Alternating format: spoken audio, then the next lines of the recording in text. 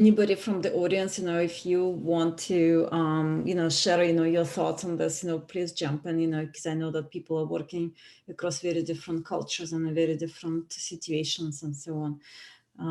Okay. Okay. So, there was another thing, which I found very interesting, in this conversation, kind of through line. It's the question of globalization and the falseness of globalization, actually, and the internationalization of the communication. So it's Marjan talked about it, and Siwan and Ash and Nicole, everybody. So the whole idea that the internet, Zoom, so all these technologies, give us access, to many people very rapidly, so you kind of make friends very rapidly. But what are the downsides of this, so those are positive things, right? So, but what are the problems, that we might be facing, so what are the things that we might be warned about, be aware of, so the dangers, I don't know, so if anybody has an idea and would like to share with us, this.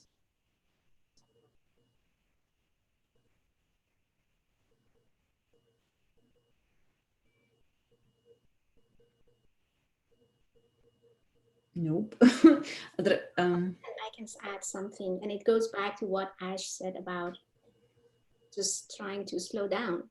I know that it's how fast and easy it's become to connect with people, but I try to slow down sometimes my relationships, especially those remote relationships, um, and in the context of my research. So slowing down, and then it's just a matter of trial and error, and seeing how it works. And I guess there's a value in that slowness, and I'm happy that you also highlighted it. Although, as Liana used to mention, I'm also a person that I want to do it, as fast as I can. But this delay and the pause that I said has been very productive for me in terms of, doing that U-turn that I was talking about. Um, yeah, this is a very sensitive and very important question that we need to do a U-turn in all of our relationships, this situation.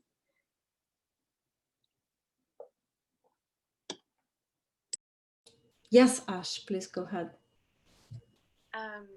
Yes, just to echo Marjan, I think that I think there's a lot at stake.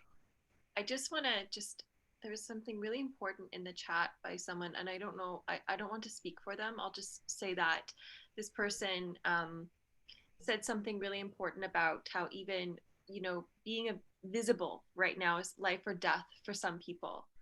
And having everything so online creates more visibility and more surveillance, which is really dangerous for some people. Um, and I think that we, like Marjan said, it's a really sensitive time. I mean, even now, I mean, even with research ethics, a lot of us have to validate, well, what video platforms are we using to host our conversations, and what our places are we archiving the work that we're doing. There's so much justification, but nothing can be promised in terms of absolute security. So I think just being really, sensitive to like what's at stake for this visibility when people do engage. I mean, I do therapy sessions over Zoom. So I just think it's that something to consider, that there's a lot at stake. There's so much opportunity with having things online, but there's so much at stake with having things online, and we need to be sensitive to that. We need to have more conversations with that, because I think also there's an inaccessibility also with having things online for people that don't necessarily have access to computers, that people don't necessarily have the same digital literacy as others because it was not maybe something they grew up with. So really understanding that, I think, is important. And so those are some downfalls, I think, that we need to be. And I just wanted to say thank you to that person that highlighted that in the chat. I'd want to keep them anonymous. If they'd like to chat, they can. But I really want to thank them for saying that, because I think that's so important. Thinking through, I'm coming from Canada, but other people are coming from different places, and being visible means something else to them. Thank you. Sure. Yeah, thank you. Yeah. I wanted to, this is really important, but I think it also connects to the next point, that I wanted to raise, is the question of dissemination of knowledge and publications, right? So we've been for years, so in a very, whatever it is, so familiar and comfortable position of publishing big books, so then in big journals, then in whatever smaller journals and so on, so, but the question I think we're really facing is, are these models sustainable, so, and do we want to, I don't know, publish another book, another collection on paper, which is going to cost, which is going to be very expensive and pricey, so, how this pandemic is pushing us, to rethink, our publishing, our dissemination practices, so it's kind of connected. We just talked about visibility and stuff, so, and again, if anybody would like to pick it up, would be fantastic. Any thoughts on this? Yes, Yuan, please go ahead.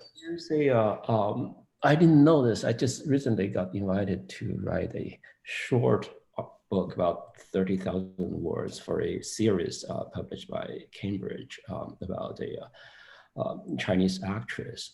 So I think there are forms that are going on. There's a book series, and also I know also the ATHE, the American Association of Theater and Higher Education, who publishes theater journal and theater topics. They are thinking about moving more online, just at least exploring the possibility of moving more content online. So that's probably something that can be considered. At least I know Theater Topics, for example, right now already have some exclusive content, for example. That they are having a e-editor, so maybe Trick can think about something like that too. So there's a e-editor who actually curates right now different just e-content. Although there is a there's discussion with Exploring Group about. I mean, there is a difference between e-publication versus free, right? Not all e-publication journals are free. Some of them still need to subscribe or through your library. So it's basically the same thing. The exclusivity issue is the same issue. But it is possible to make it more inclusive to people who are not. I mean, another issue is, of course, it's like exactly what Ash was talking about, the contingent faculty who are not part of the university library, and how do they get access to research materials, right, through university libraries, and so that's another issue. For sure. Yes, Fatima, hello. Oops. Can you hear me? Yeah. Oh, yes. Okay. Sometimes when you're wearing an earphone, it doesn't work. I'm a colleague of Marjan, and I'm calling from America. So, so I'm not in your field. I'm in literature. What I think, there are, I think, a number of structural issues to do with how we publish, and one that need to change. One of them is that the universities should stop valuing only certain kinds of publications for tenure and promotion. Until and unless they do that, a lot of young scholars will feel very uncertain about, and generally publication, publications, particularly in academic areas, will be very precarious and incidental rather than something that could become a trend, a major trend, which it will be in the end. But the other thing is presses are actually discovering, and you might already know this, that if they have an electronic version of a book, they sell the paper copies more. Oh, I didn't know In that. fact, when we were discussing this with the UC Press, because we were thinking of, I'm director Persian program at UMD, so we were thinking about possibly having a series with them. So they were very, very open to having, to adding the paper copy if we worked, no, adding the electronic copy if we helped them with the cost of the paper publication, because they said that the statistics showed everywhere now to them that when there are electronic copies, people come back and buy hard copies. And the other thing I think that is even more important is the entire shape of a graduate education is changing, and we need to really change with it in academia. Very conservative in terms of what we still think of a PhD thesis and how publishable it is as a book. And, so I think these are questions that particularly, I mean, all colleagues, but particularly incoming colleagues and mid-tier colleagues have to really put on their agenda and pursue, so that the kind of the more conservative side of academia opens up to it a little bit. But I think it's going to go that way. But how good of an ancestor we will be if we don't let it happen now, I think that's important to just. Thank you. Sure. Yeah. Well, that's absolutely, great points, so I completely agree. But I also think, thinking about students again, so, and who we are preparing, for this field, so I think we don't spend enough time in thinking what kind of writing methodologies, we're actually teaching them, so what kind of styles of writing, we teach. I think that goes back to researchers' pedagogy, right? So pedagogy versus research in terms of, do we always need to ask for 10-page paper, so, or if we don't ask that, so when we ask for more journalistic form of writing, do we actually have skills ourselves and to teach those skills, to others, or, how do we distinguish, how do we teach, students to recognize the difference between writing, like all those genres of academic writing, which is different, so I just simply find that in my everyday teaching life, I have no time for that, or almost no time. And I think it's a huge disservice to the community, actually, to the future. Yeah. If I may just follow up on one of your points, I think what we can teach is a very important part of it. Georgetown University set up a series of talks called Reinvent PhD. And actually, their website is very good. They archived everything. This was about 2 years ago. And so they have archived all the talks, and some of them were really, really useful. But the reason why I'm referring to it is because the thing that shocked me was how concerned the professors were, but not being able to train their students in any way other than the very traditional way that they themselves had gone through. I mean, I understand that, of course, but there is something called retooling yourself and, thinking imaginatively about, and besides, I think whenever you direct a talented student, you learn from them. I mean, it's a give and take. But it was, you know, the most agitated people in the room were professors saying, you know, you're asking me to do something which I don't know how. And it is, so it has to, change has to happen on multiple levels. Thank you. I have a feeling that Nicole would have lots of things to say about that, you know, so the writing skills and all this, you know, work with language and stuff, you know, in academia. Am I right? I do, because there's this issue of multiple formats for research output and dissemination, and there's also the issue of writing in the language of your research subjects. And for some of us, and I think a lot of us around this table actually, that language is not the major language of research, which is English. And so I think this question of the dissemination of research also touches on what it means to write in a language that's minor within academia. Even though in my case, I probably have the most major language of the minor languages. And for me, there is always a question of, am I going to speak in this roundtable in English, even though we have French subtitling? Am I going to publish this article or this book in French or in English? And who do I write it for then?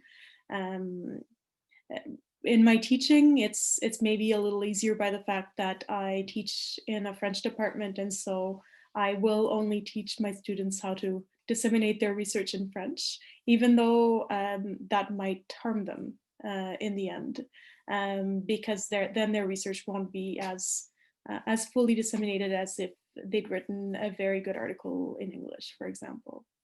And I don't know, Frédéric is hiding under his non-camera, but he is one of my students, and so we've been working on writing an article. Yes, hi. He's been learning to write an article during this past semester, and I don't know, maybe he could speak to this.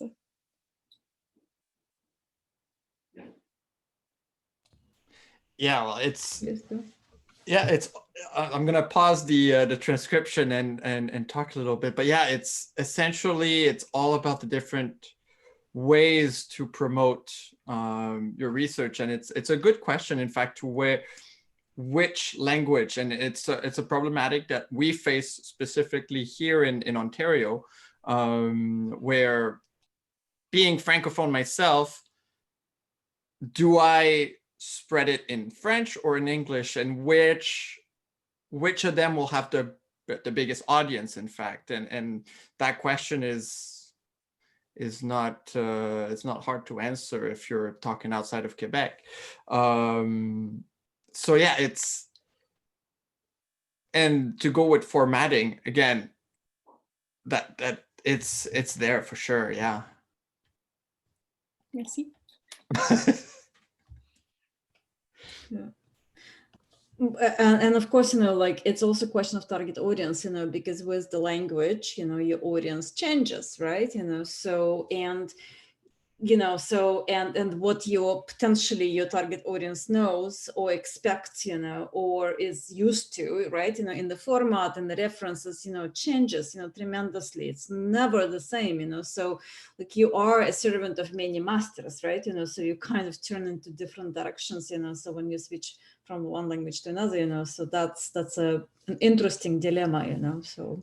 Perspective changes, and that you have to take that into consideration when you're writing in a different language. So if I was to write the article in English, some of the terminology that I use, or I would explain a little bit more of some things that may be a little bit more obvious to a Francophone audience. But yeah, definitely perspective is key there. Ash, go ahead, please. Yeah, I have so much to add. I mean, as someone that, like, I won't add that much, but what I will say is, I mean, as someone that works with Francophone communities and has only really published one article in French and does speak French, but it's not bilingual enough to write an academic article, it's really hard. but like it's so you want to always be in relationship with the language that that community is using. And so especially in Ontario, I mean, it's so, I'm sure like it's so hard to think through these questions. And but I also want to say, even just in the English language, like when we are, you know, if you just think of a call, a conference call, right? An academic conference call, but you want artists to come, you want community members to come, and you've got, you know, this really, I was about to say a different word there, but I won't, a really long description, and it's this formal language.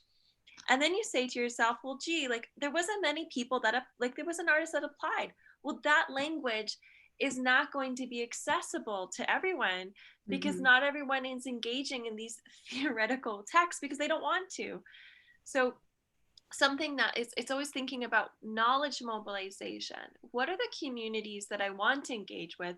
What is the type of language they value and use every day? And does that mean, how can I create that conference call in what we might say in a clear language? I do want to highlight a person named Hilda Smith, who is a leading scholar on something called clear language. And they are innovating really important ways to think through academic language that I think can translate to many other different types of languages.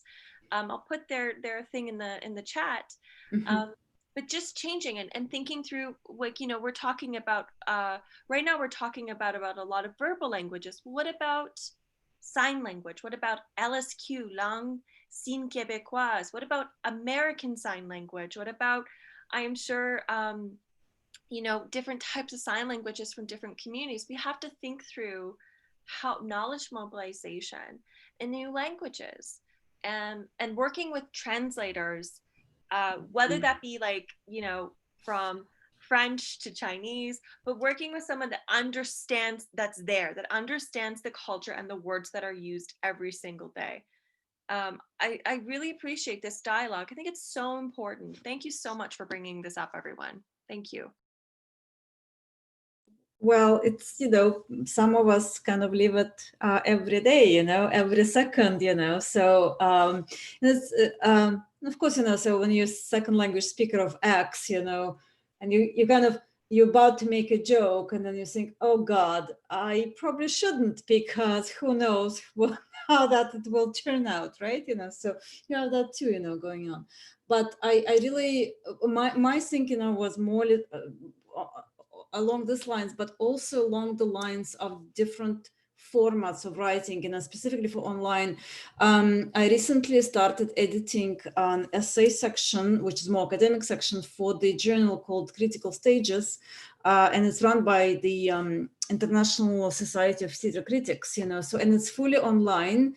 And the first thing I learned, you know, as I was told as an editor, that I have to make sure that whatever, you know, my text will be published, they should be short. The paragraphs should be short, right? You know, so, I have to instruct my authors to not only make sure that the sentences are short, really, like, you know, short sentences, but the paragraphs, and allow for more visuals, you know, allow for more, you know, sort of interactive kind of, you know, content.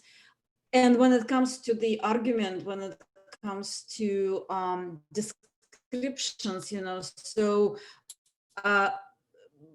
theoretical assumptions, theoretical terms, and all of that, you know, so they are okay, but only if, you know, they are spoken in the language, like how do you say, accessible language, or, you know, like something very, very simple, right? You know, so and of course, you know, that's a very different sort of way of thinking about writing. Yeah. So how do you talk about cosmopolitanism in a way that, you know, it doesn't scare people away, right? You know, so the word itself, you know, so not because of the context, but because of it sounds, how it looks, it's huge, long word on a page, right? You know, things like that. Yeah. Does anybody want to jump on that?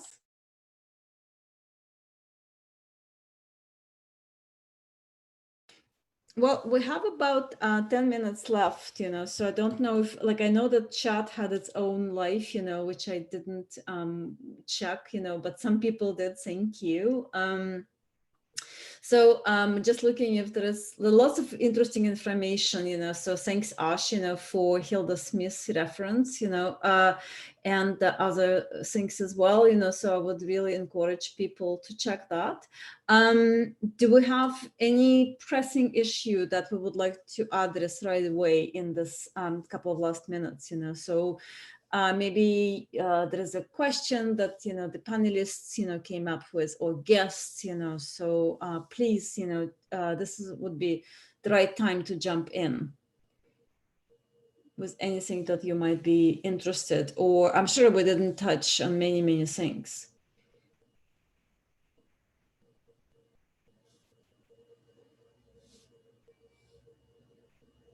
No. Okay, well, do we have something, the last thoughts, so not like, final thoughts, from the panelists, so, so something that you would like to share, you feel that there is something urgent, that you really need to share right now, that would be a fantastic thing to do.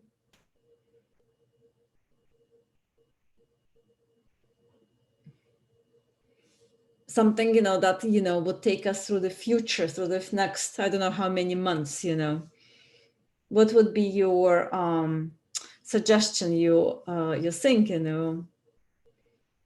your share? Maybe. Go ahead. Yes, please go ahead. Nicole, yeah? Yeah, I can mention that it's academic writing month right now, and it's helping me write a lot, and so that would be my final word. Thank you. Marjan? I just wanted to say that I'm trying to appreciate every moment of my present life, and I just wanted to ask everybody to stay connected. Thank you. That's a great suggestion, Ash? Just to take care of yourselves first, and then do the work afterwards. I think there's a lot of people doing a lot of activist work right now, and people are really tired. It would have happened pandemic or no pandemic. So take care, and to talk to those when you need space, and know that there's going to be someone there to hold space for you, and to yeah, and I could be one of those people. Thank you. Great, thank you. Siwan? That's such a great thought. We should all share that. I really do hope things start opening up by next summer for a variety of reasons. But I guess we'll all find ways to cope if things don't, but fingers crossed. Yeah, for sure. I agree, so we all hope, for this, moment and so on. Well, thank you so much for everybody for coming, so I'm glad, this conversation was helpful and stimulating. So just to remind everybody that this has been recorded, this session, and we, as soon as, I will do little editing, so we will be able to post it on the YouTube channel through the CATR, and the 2 other panels are already there, and we're keeping them for consultations. And we hope in December to see you back, for the panel very specific on indigenous methods of research, so on how we do research with and about indigenous communities, today in pandemic. And thank you so much, everybody. Stay safe, continue doing research as much as you can, but also take care of yourself and your loved ones. And thanks again. Thank you. Thank you, Jana. Bye. Bye. Thank you. Thank you. Thank you, Jana. Have a great evening. Thank you, guys. Thank you you've been so good, so helpful. Thank you to so kind. Everyone, it's great. All right, thanks, Jana. Thank you, Frédéric. Au revoir. Au revoir. Merci beaucoup. Très gentil. Bonne soirée. Bonne Bye. soirée. Bye.